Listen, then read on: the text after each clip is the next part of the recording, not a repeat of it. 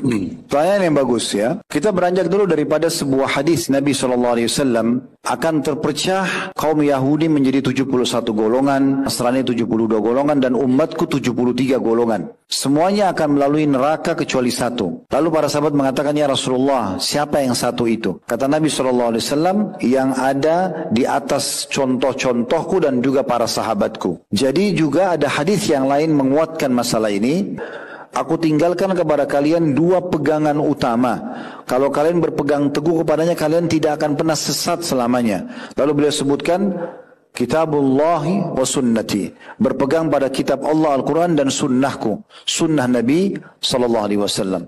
Kenapa banyak kelompok-kelompok yang muncul? Karena mereka sangat varian sekali, ya, banyak variabelnya, dan mereka tidak ikut apa yang mereka jadikan sebagai Tuhan itu kepada wahyu, kemudian Al-Quran dan Sunnah.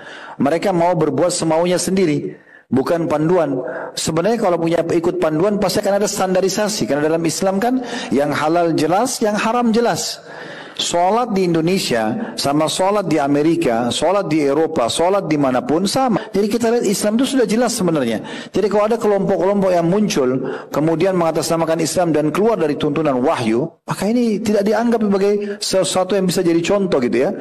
Maka saran saya simpulkan, kalau ada di antara adik-adik di sini diajarkan oleh seseorang tentang ilmu agama, jangan pernah ragu untuk menanyakan mana dalilnya, mana tuntunannya dari Al-Quran dan Sunnah.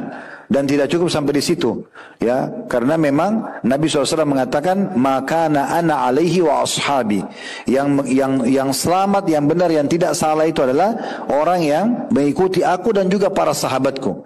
Jadi pemahaman Al-Quran dan Sunnah itu sesuai dengan yang difahami oleh para sahabat Nabi, karena mereka orang yang hidup bersama Nabi Muhammad SAW. Mereka yang melihat wahyu turun, ada beberapa ayat Al-Quran turun pada mereka di kasus-kasus mereka pribadi, dalam rumah tangga, dalam peperangan misalnya, dalam fatwa yang mereka tanyakan.